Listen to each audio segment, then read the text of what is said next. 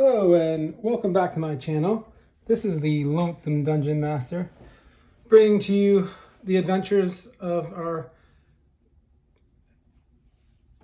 our companions in the No Regret in Ket campaign. Today we're bringing you episode 19, and when we last left our brave adventurers, Lorabas, Zawar,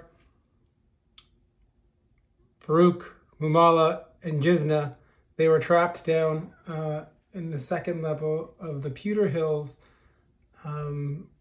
above the gnomish silver mine. And we've been trapped down here waiting for an elevator to reset itself for another, I believe it's somewhere between 12. So there's 30 turns.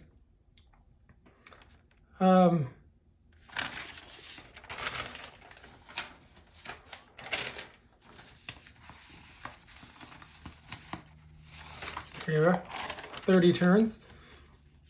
Right here, there was 1, 2, 3, 4, 5, 6, 7, 8, 9, 10, 11, 12, 13, 14. So 16 more turns. Or 160 more minutes down here before the trap resets and they can go back up to the first level. Right now, our adventurers are down a bit. Farouk mostly, he's down to 5 hit points. Zoar is at his, hasn't been injured, he's at 5. Jizna's at 8 as well. And Mumala's at 9. So they're all at full health except for Zoar. Except for Farouk, who's down to half hit points, and he's one of our front level fighters. Jizna has no more healing spells left. So we're in waiting it out stage. When last we left off, our crew made it into this part of the dungeon over here, and they found themselves in this wide passageway that had double columns down the center. And they were intrigued by the bas reliefs on the columns that went down the center, and figured that might tell more of the story of the people in the Shvem who lived here prior to this. And so I had to think in the intervening time that there's three different types of creatures that the Shvem could be. I'm going to roll a d12 to figure it out. More than likely, there's human. 1 to 6, they're humans, or they were humans. 7 to 9, they're Ophidians, which is like a snake-like man. And 10 to 12, they're the Githyanki from the astral plane, which may tell the story about why some of the folks, Omer and Nushain, are interested in the sky and the stars so much, because the Githyanki are from the stars or the astral plane. So we're going to figure this out here. Zoar is like feeling the sides of the bas relief and looking at any sort of markings or graffiti that's happened to them in the intervening centuries. And this roll here will determine what kind of people the Shvem were. That's a 5. So they were human people. I think that checks out. That was more than likely going to happen. The odds are they were human, a different kind of human race or culture that came from somewhere else on the Flness this way, but they've been taken over, they've been beguiled or tricked by Moloch into worshiping him, the devil. And so what we'll see here, I think, if we want to continue to go towards the idea that, Nushain is interested in,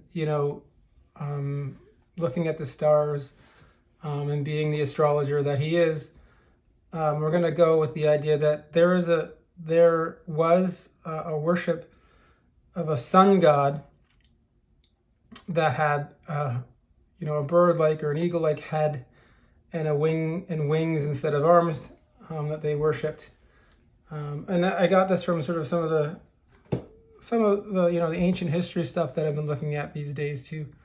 The Polynesian, the history of the Polynesian peoples too, where they sort of believed in a sky god, and the main person or the main priest of their culture would dress up like a bird and perform the ritual sacrifices and whatnot for that. So I realize I'm generalizing a lot here, but that's the idea. So Shvem people worshipped a sky god that had the head of a bird and the wings of a bird, and they looked up to the sky to worship him.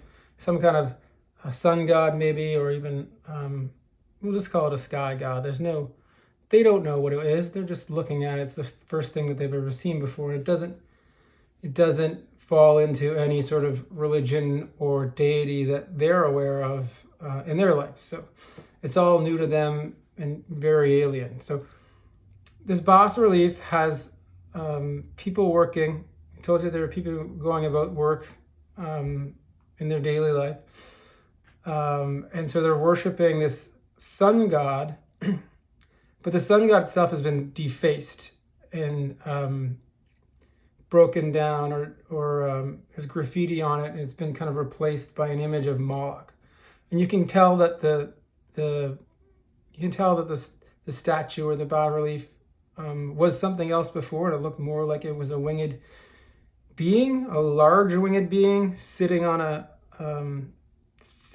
throne and having the people worship him and work about him in the fields below. And then they had it's been obviously defaced with the image of Moloch holding a whip to the people, making them toil in the fields and build temples for him.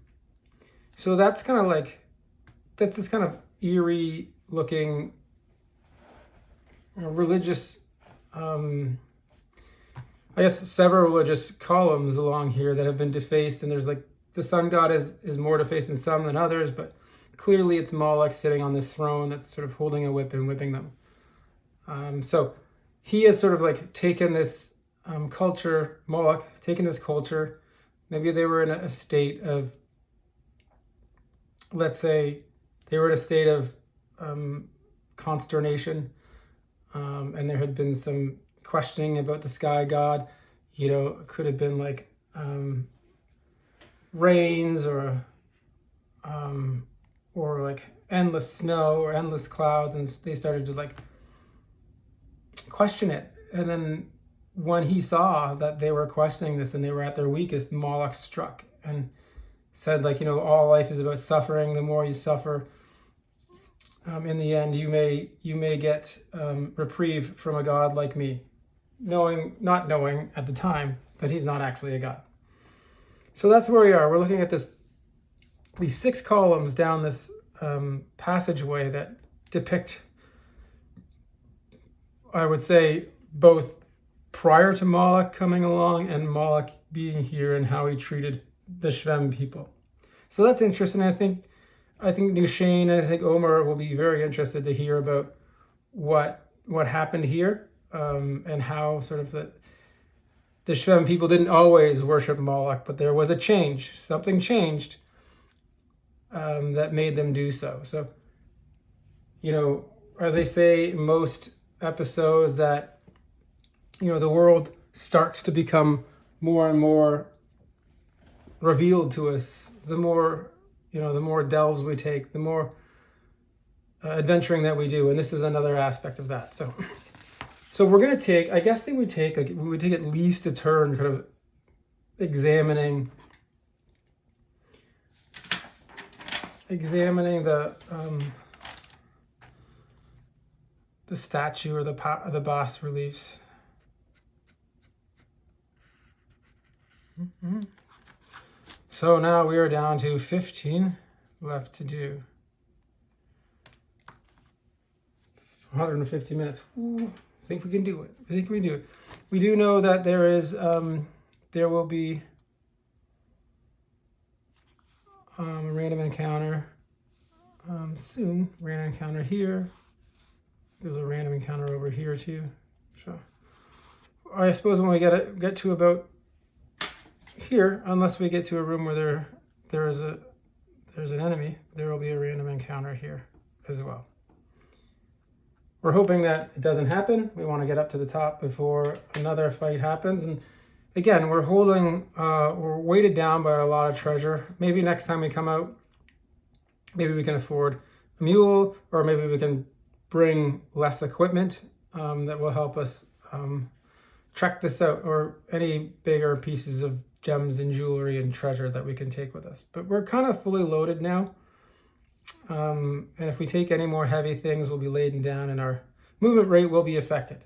But there's still more to learn in here. So they take their time, they take a whole turn looking at these bas reliefs, and they're gonna head farther north off this passageway. I mean, and I said it before, there's not a lot of real estate left on here. This is gonna have to turn right when we get up here. So passageway will turn right.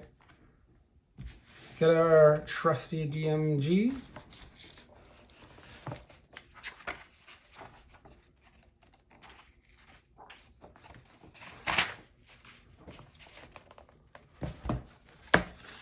Passageway turns 90 degrees.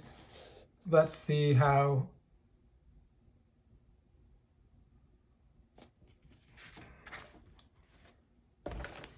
if there's going to be a special passage or not a special passage. Okay, we're just going to do passage width. It's going to turn 90 degrees right up here, and we'll see how wide the passage is. And that's a D20.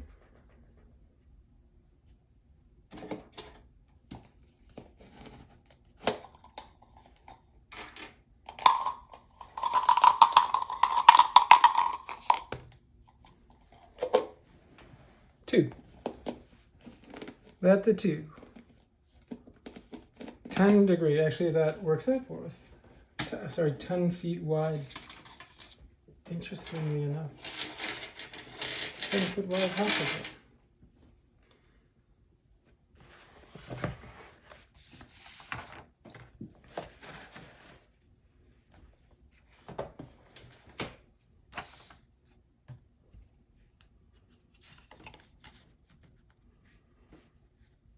So I guess we just kind of get to the end of this. It's kind of like a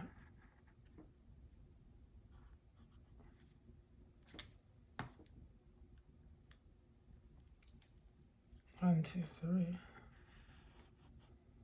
It's just really a chamber that, you know, was once about, you know, the worship of a god, and then switched to the worship of a devil. And then yeah. So I think there's either going to have to be, when we get to this, it's either going to have to turn south, or we're going to have a chamber. So again, working with what we have here in terms of real estate. So that's going to, so after this, like I said, we got a 50% chance of passage or chamber.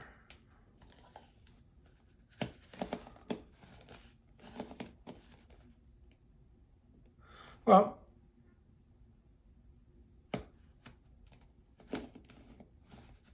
yeah.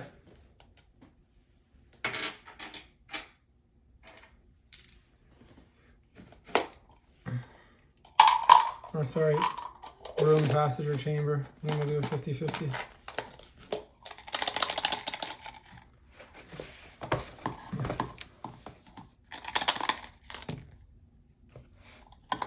$99. Well, it's going to be a room. Okay.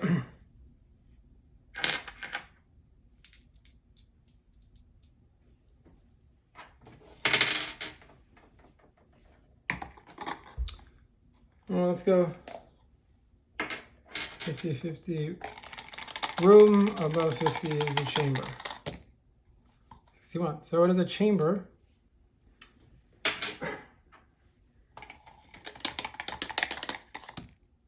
Six. Chamber shape size square 20 by 30. Okay.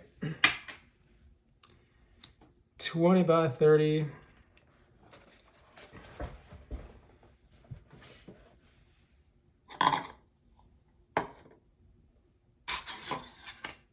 We're all the way at the edge here.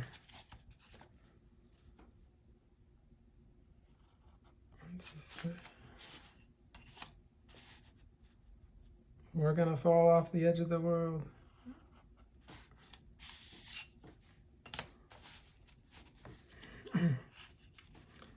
Yeah, it's possible that, like they're intervening rock slides and whatever cave-ins would make it impossible. Does it get stranger? Do we feel it gets stranger? We're not sure.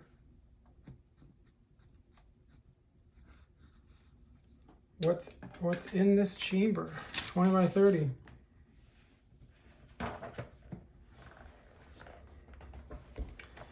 Really only have one exit here. So if we get an exit from this,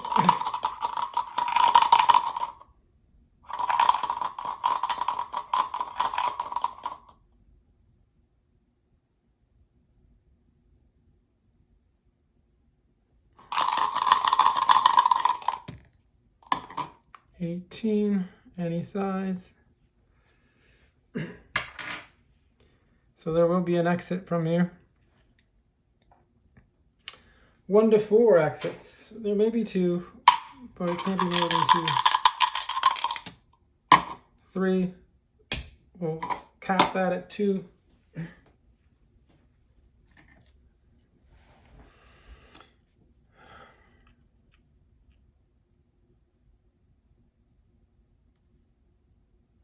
Okay, so where are the exits? Exit location. It's been a while. 3, exit location. Opposite wall, which is here. Okay.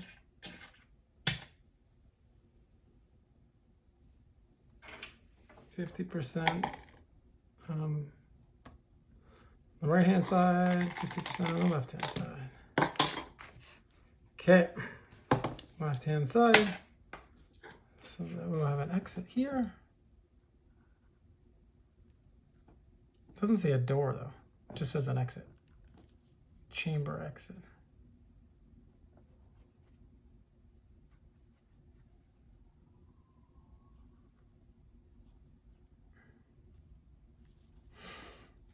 And then as number 2, I'm going to put a door right here. So those are our 2 exits. Chamber or room contents. This is... we're walking through here. If there's stuff in here, we'll just have to deal with it. But right now, we don't have time to look at what's on the walls in here. So we'll do that after this. 17. Monster and treasure. Monster and treasure.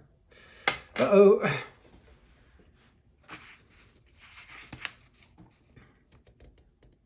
Well, this is not just a monster. Okay, with monster, take 2 rolls on the table.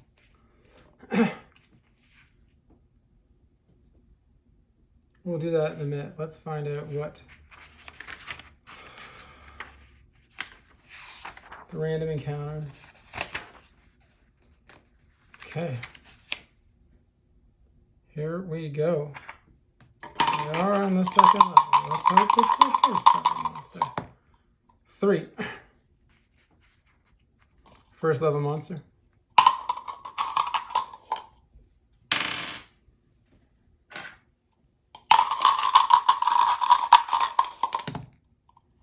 $89. My goodness. It's a shrieker.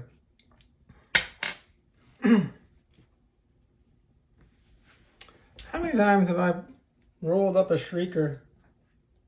They seem to come up quite a bit. I feel like it. Let's decide.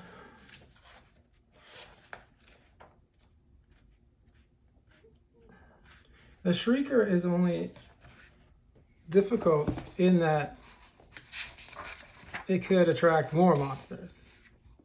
Okay, here we go, the shrieker. Hit dice 3. Shriekers are normally quiet, mindless fungus, which are ambulatory. They live in dark places beneath the ground.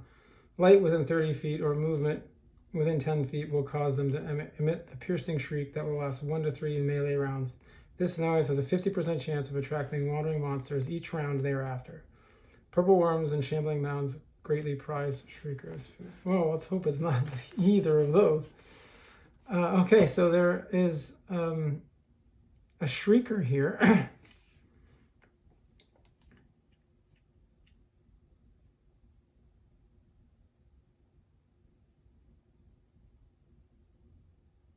Right. Size small to large.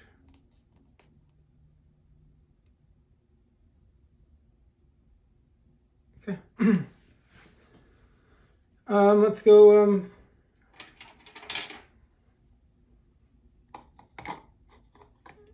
1 to 2 small, 3 to 4 medium, 5 to 6 large. Large shrieker.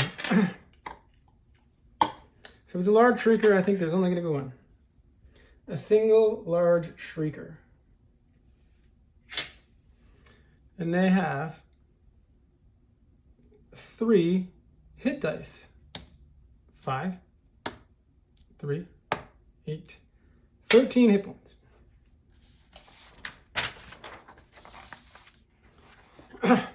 We clearly brought the lantern in here, so it's gonna shriek. But we'll figure out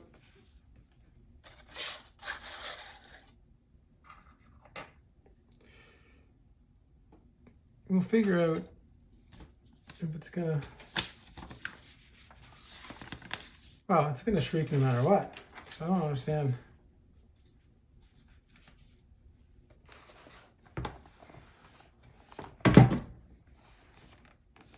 Okay. I have to work on sort of my organization again. It's been like, I don't know, it's been 2 weeks, so.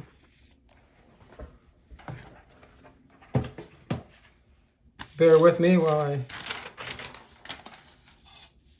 acclimate myself to the workspace. We're gonna have one shrieker, 3 hit dice, 13 hit points, armor class 7, movement 1, shriek,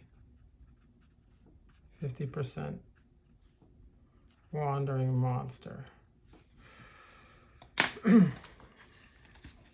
We'll see if we can cause more damage before it gets to shriek. It's not like really a surprise thing. Maybe it isn't. It'll take a second for it. It's been down here for hundreds of years. It's been down here for a while. So here we go. If there's surprise. No surprise. Initiative. Shrieker wins initiative. So the eerie silence in the dungeon breaks for the shriek from this shrieker, and it goes down the hallway they just came, and then it follows down the passageway to the south, and it just kind of echoes off the walls and sort of unnerves our group of people, and they like sort of get their weapons at the ready, you know. Zawar kind of shakes and almost drops the lantern because I suppose he's not very, well, I guess he is, you know, horses, being a husbandman, having horses that whinny and shriek and bite and kick. He should be ready for just about anything. So that's ignore that. He wasn't about to drop, but his hand's shaking because it's like this terrible noise by this giant fungal mushroom thing. So our shrieker goes first, and he shrieks.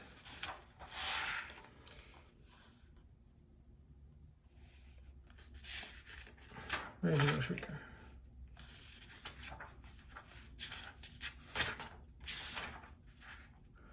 Shrieker. Okay. 50% chance of attracting wandering monsters each round thereafter. Okay. So the shriek goes down the hall. Give it a 50% chance of attracting wandering monsters for round 2.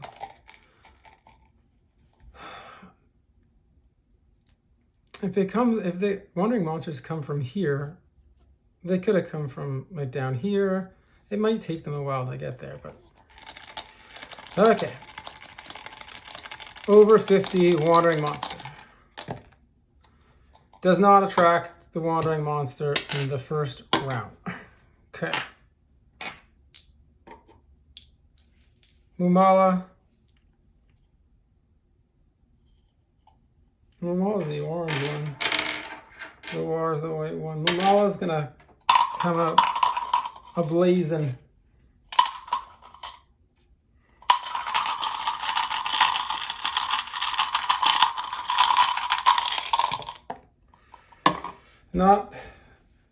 He's kind of set off by the shrieking noise, and he comes in and he misses it. It's a large creature though, so it's large. I know it's medium. Right? No, it's large. It's large. We rolled a 6. So Farouk with his longsword. So 1d12. Boom! That's a hit.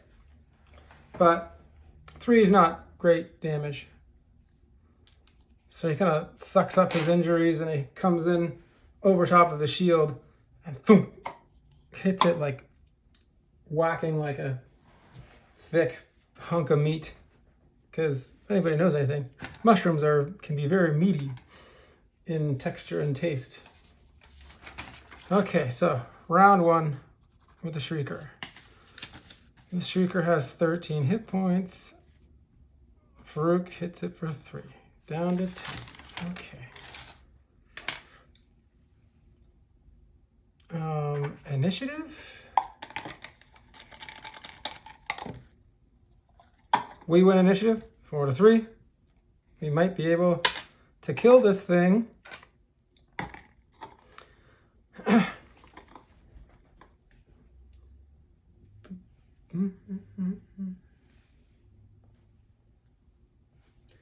If we can put this thing down before it squeals again, then I will take that as a we'll take that as a win.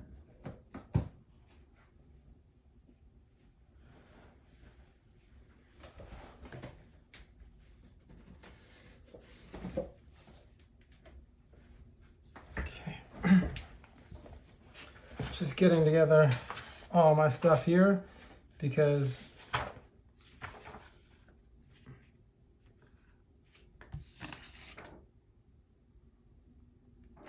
we don't have, I should have written it down. More often than not, we're fighting against medium-sized creatures, but now we're fighting against large creatures, so that would be a different, damage amount. Okay.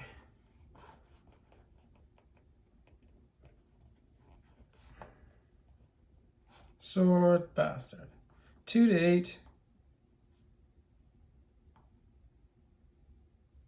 2 to 16.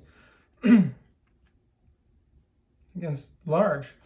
That's, if he can If he can get a...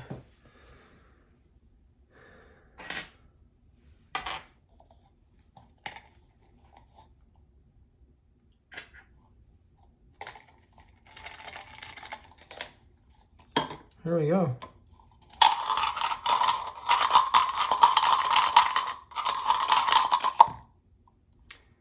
Oh no. Mumala's gone cold.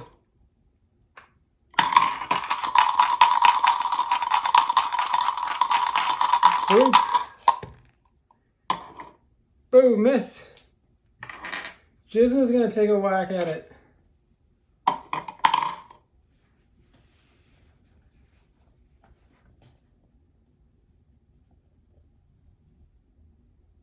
Yeah, that's not going to do much more.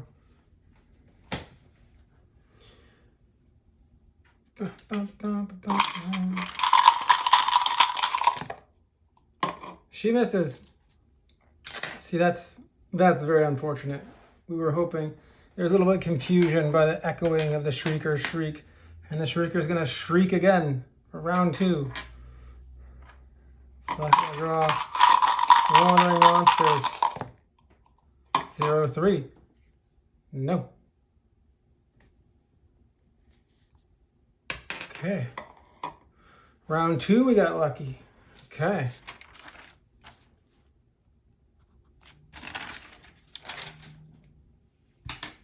Round 3. Let's keep the initiative going in our favor. Nope. Shrieks again.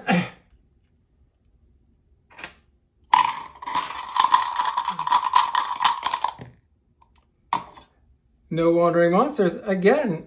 This must be an empty part of the dungeon. Okay. Normala.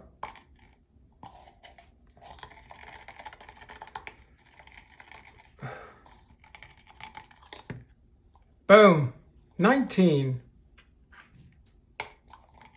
2 to 16. Plus 1. 7. 3, 10, plus 1, and then plus 1 because it's two-handed. So, 10, 12.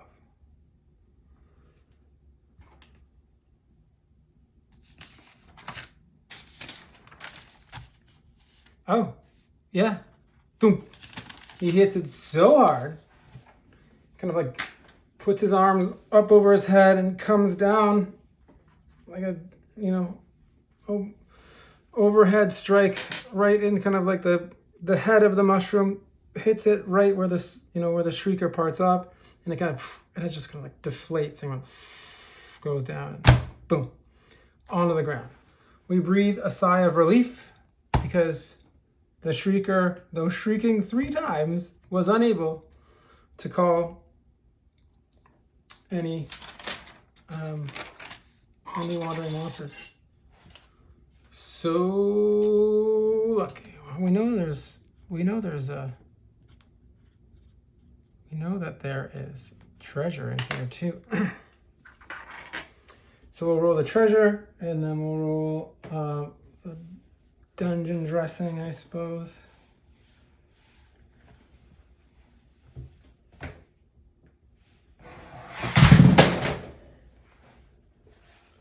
Nothing to hear here. Okay. Treasure, treasure, treasure.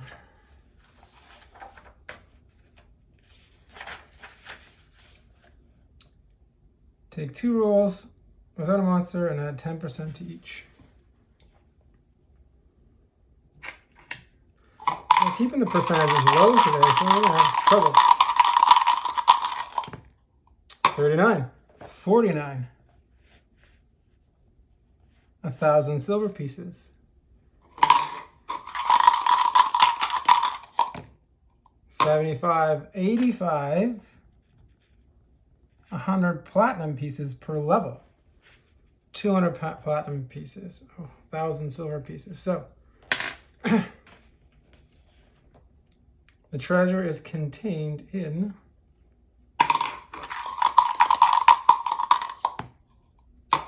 13 metal urns. Okay. 2,000 silver pieces in urns, plus 200 platinum pieces in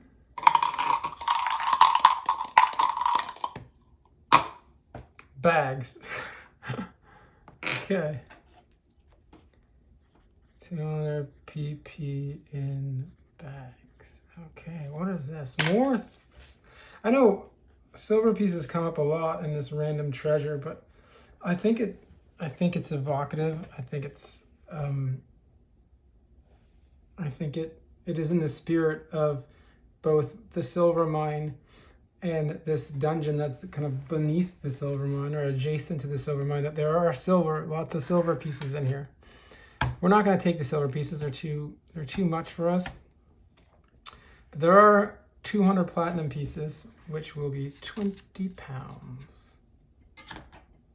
Can anybody handle 200 platinum pieces?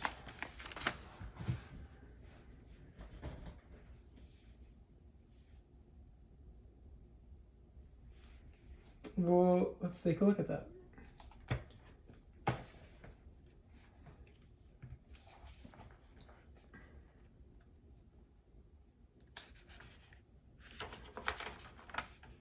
And if you recall, platinum piece equals 5 gold pieces. 200 platinum pieces. That's 1,000 gold pieces. We gotta make room for the 200 platinum pieces.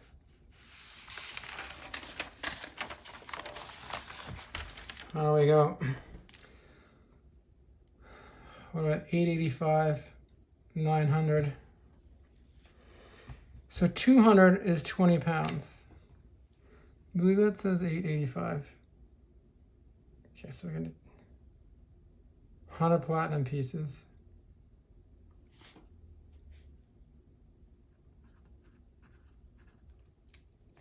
$895.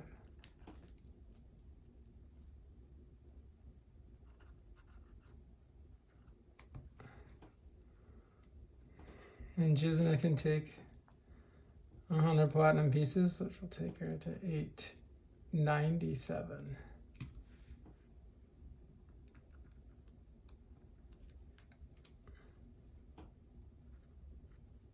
I remember Zawar's at 822, and if he goes heavy is 7 to 900. I guess it's the same, right? So yeah, he's okay. Okay. So we got, both of us have 100 platinum pieces, and this is gonna be good if we can get back. So the battle is over.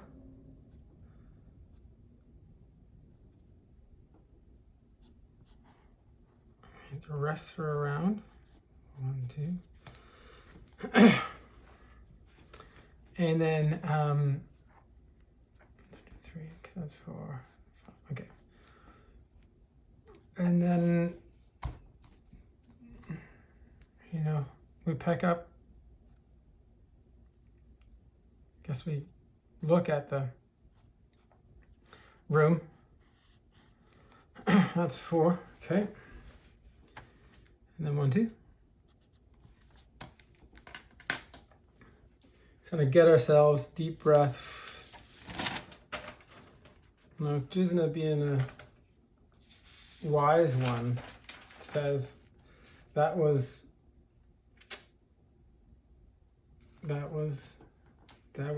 lucky.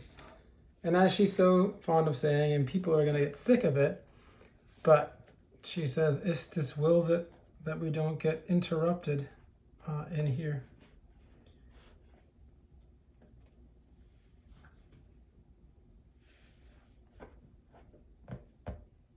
Okay, dungeon dressing. I'm gonna say this is like this is not. I guess this is more of a ritual chamber. It has to do with religious articles and furnishings. I'm going to let's do a couple of these.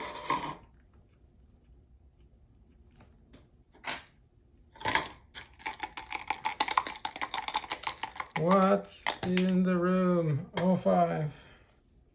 An altar. Huh. Okay. And 100. A whistle. That's funny. 100 is usually something super fantastic, but it is a whistle. Okay. Altar. I'm going to put the altar across from this door. So I put the altar here. Altar. And then the whistle's here too.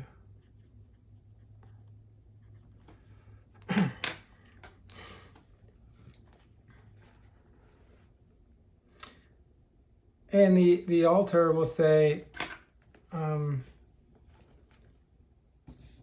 you know, originally, as we've been saying, originally it was for, I write my rough notes here. Originally, so altar,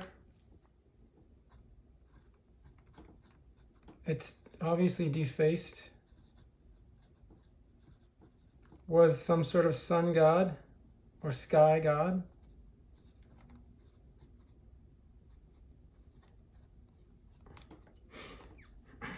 Has like wings but no arms, and then sort of defaced in a way so it looks like Moloch has wings too.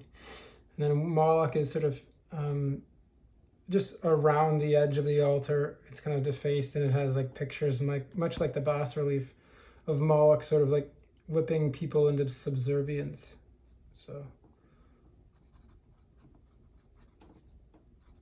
and that sort of fits the bill of, you know, the mighty lord over the weak or the conquered. So Jizna is going to take the whistle because it's not necessarily a Moloch whistle. Could be an old whistle from the sun god, but we can find something more out about it. But she's not gonna use the whistle because it could be magical. We'll find out if it is magical. Maybe it's a magic whistle, but we don't know that. I'll have to take it back. At the same time, it may draw attention to the room if she uses the whistle. So that's sort of this room was an altar room with a shrieker in it. Okay. So where are we at now? I think we're about 43 minutes. So we have a hallway down here. We're getting close to a random encounter, and then we could be getting out of here soon. So there's a door here, which would end up being like a closet or something. And there's a passageway to the south. So we'll roll up on the Dungeon Master's Guide.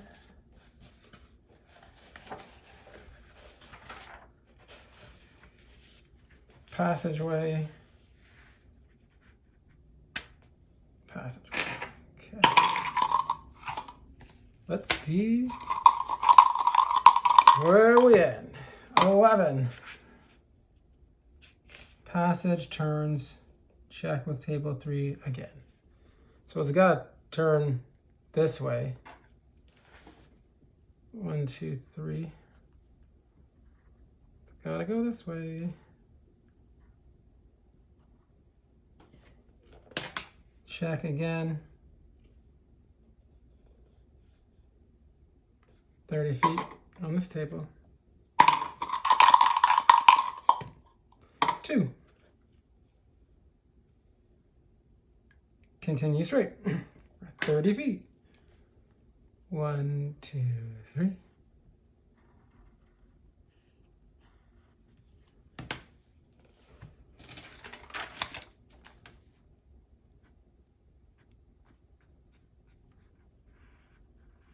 Okay.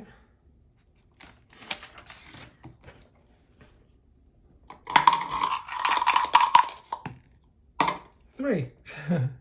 Door.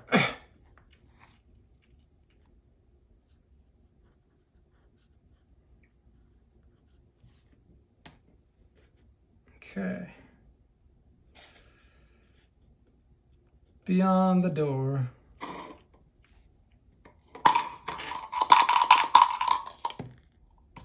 $15. Room. Table 5.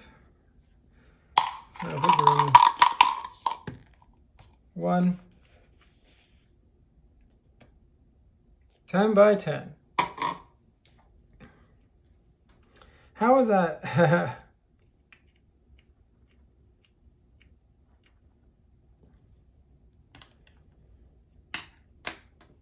Exits from the room. 9.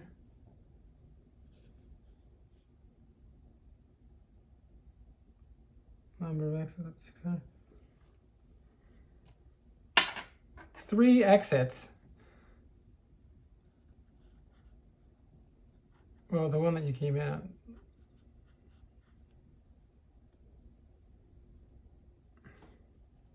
I'm gonna go with 2 exits. Okay.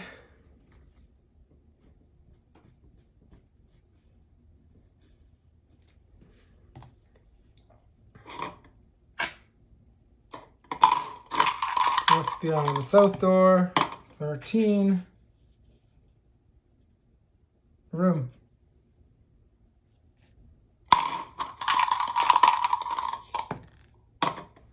14. Rectangular, 20 by 40. I'm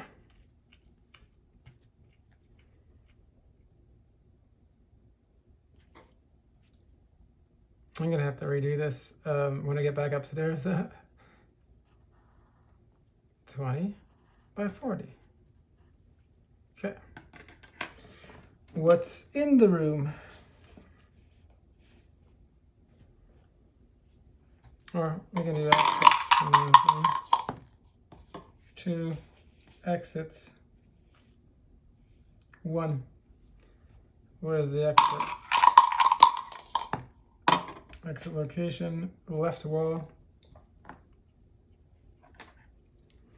Call it down here.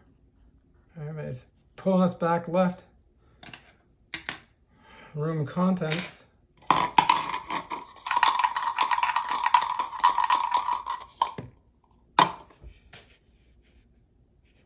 Empty. Okay. Empty room. It's like moss and things in here, and sort of like maybe it was an area where people would dress in religious vestments. So let's do some religious. I'm gonna say there are vestments in here.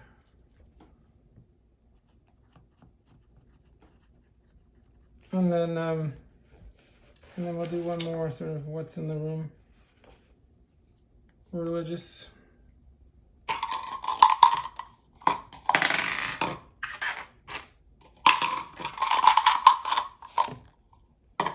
$17. Chimes. And these might be magical too. Chimes. And religious vestments. We are finding out more here than we have any other place we've been into. Okay, but we are at a random encounter. Because of all the shrieking,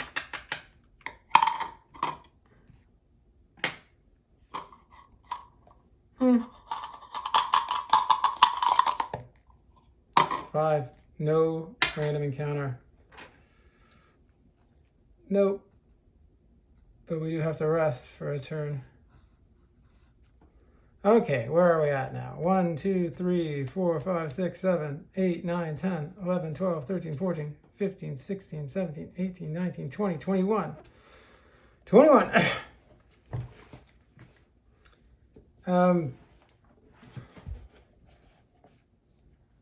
And there's an exit here.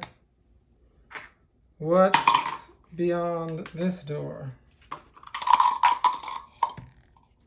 10.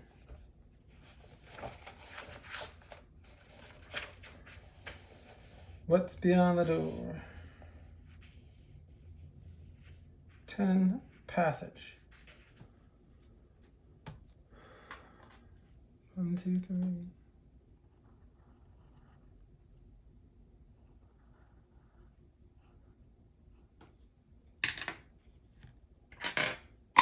Am I gonna kick it open? Nope.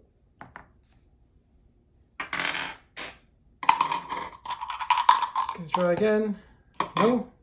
That's 2 rounds. Third round. He kicks it open. 1, 2, 3. Okay. Kicks it open. Well, what's? Oh, then now they're here. 30-foot corridor.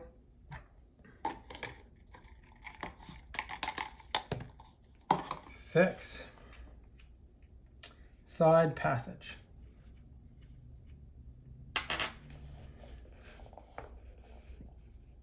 Side passages.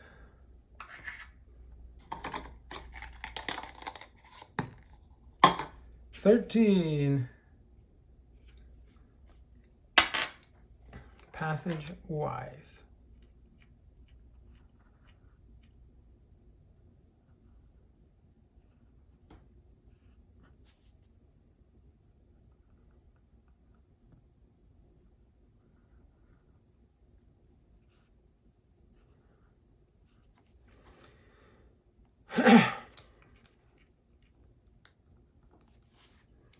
Okay. Mamala. Or not Mamala. Jizda. And she sort of closes her eyes, brings her hands together. And like feels the direction. Below 50 is north, above 50 is south. So we're gonna go this way. 1, 2, 3. And if we had somebody who knew anything about where they were underground, we would get the idea that this is where we're. I'm just gonna go, boom, boom. You know. Here's that door.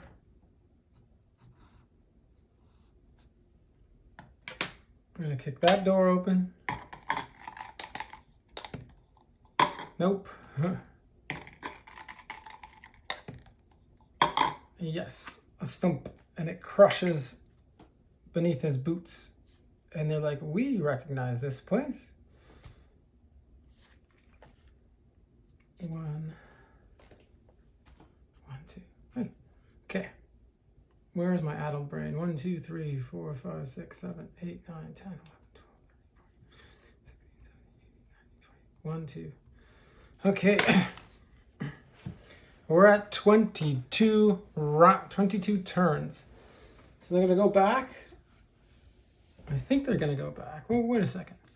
We know there are piercers here. We know this looks familiar. Yeah, we're going to go back and we're going to go down south now.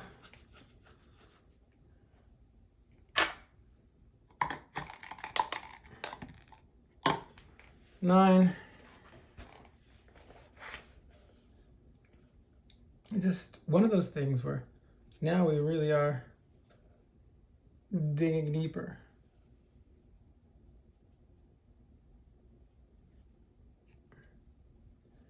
Okay. This is a side passage. No, it's not. Passage width. Special. Side passage. Special passage.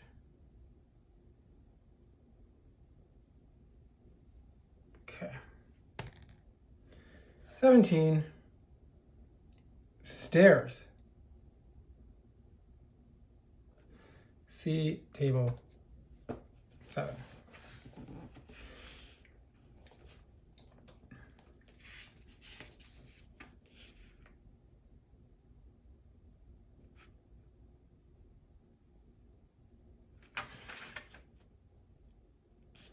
Yeah, 6. Stairs. This has never turned out well for us. 18. Up 1, then down 2, chamber at end on table 5. Okay.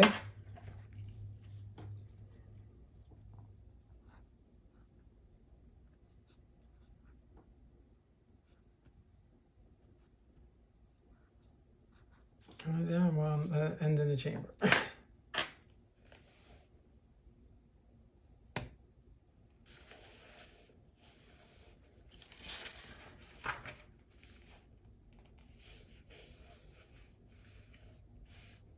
Chamber. 30 by 30 chamber. 1, 2, 3. 1, 2, 3.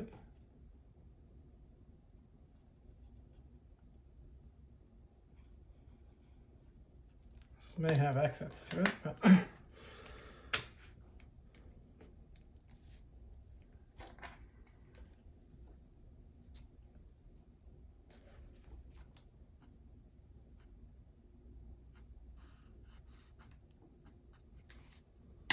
okay, 30 by 30 chamber. What do we have here? Number of exits. 12.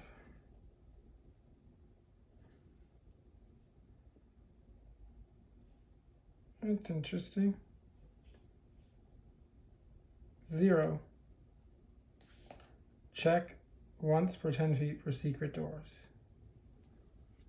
Table footnote. See table VD footnote.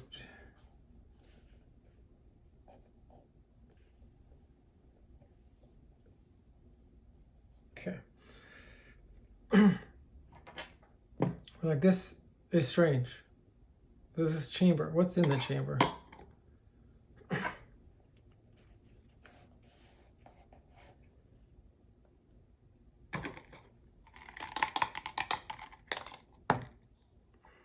Six. It's empty. An empty chamber. Nothing but cobwebs.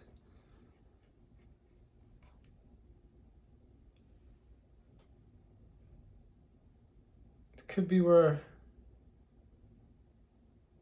the high priest might have hung out. There's nothing in here. Or it's like the anteroom. And then we gotta check for secret doors every 10 feet. No secret door here.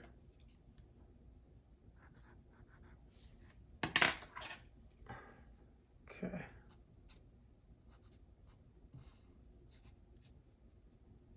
So this is like, this would be like, if we're looking at it like this, right? You come down here, there's the pillars, and then down this hallway, there's an altar and a whistle. Come down this hallway, we find the vestments chamber, maybe for the under priests or like the novices.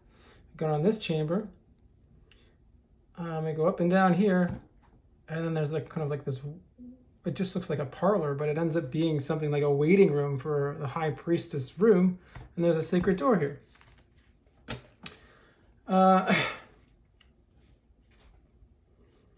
So let's find out. There's got to be something on the other side of the secret door. So you do the secret door. 0, once 10 feet to CVD footnote. If a passage door is indicated in a wall where the space immediately beyond the wall has already been mapped, then the exit either a secret door or a one-way door, or it is the opposite direction. So no, that's just a secret door. Beyond the door, I'm going to say there's a chamber beyond the door. Or sorry, a room. A room beyond the door.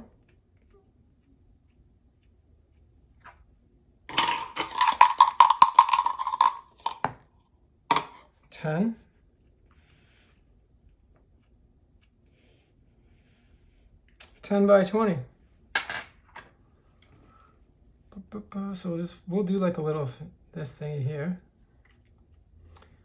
And then we'll do one of these things. 10 by 20 is not very big. I mean, come on, that's tiny.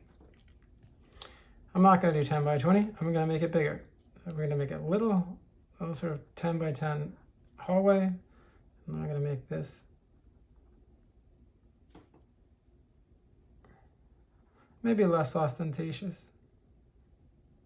We'll go 20 by 30.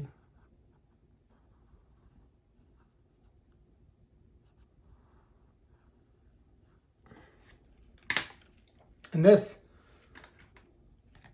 are their old vestments in here. We're going to go 50-50 on that one. 1 to 3, no. 4 to 6, yes.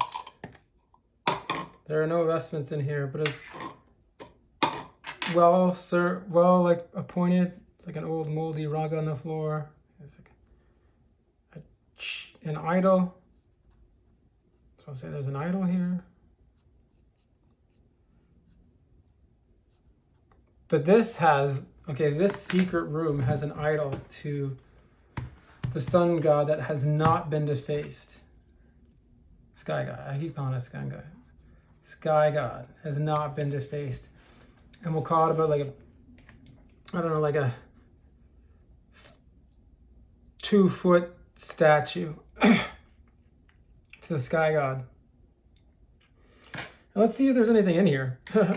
Yeah. It's quite possible that it's empty. Quite possible.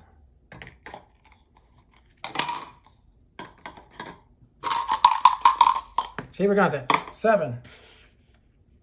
Empty. It's a long, dead room. So we've come to the end here. Checking out this room. It's another. Okay.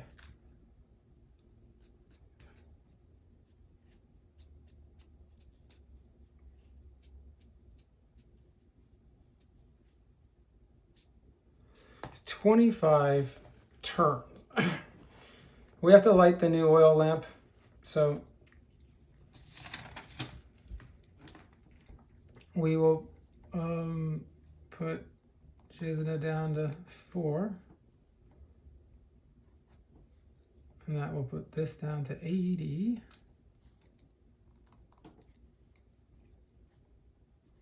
So she'll get 20 back. So 877.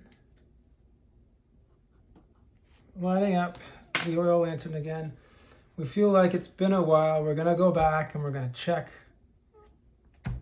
We're gonna go back and we're gonna go up the fixed or the reset elevator. Go back up to this floor. And then rather than continuing on, because this does continue on here, we're gonna go home. We're hurting, we've got some information, we're running an attack. I think we've learned enough here. We only came here to get some treasure or some knowledge. This isn't the main dungeon of the campaign so far. The tent pole is actually the dungeons of Tarush. But the Pewter Hills held information about the deity or the god that the Shvem people worshipped before Moloch came along. And maybe we can find something out about that god. Maybe we can find something out about maybe the stars in the sky that may have like the constellation of that god. All wonderful, interesting things that we can find out about. So this was a real sort of learning episode. So we killed the Shrieker, but we didn't fight anything else. We found out a bunch of stuff. We got a bunch of treasure too that's going to help us, so we're pretty happy about that.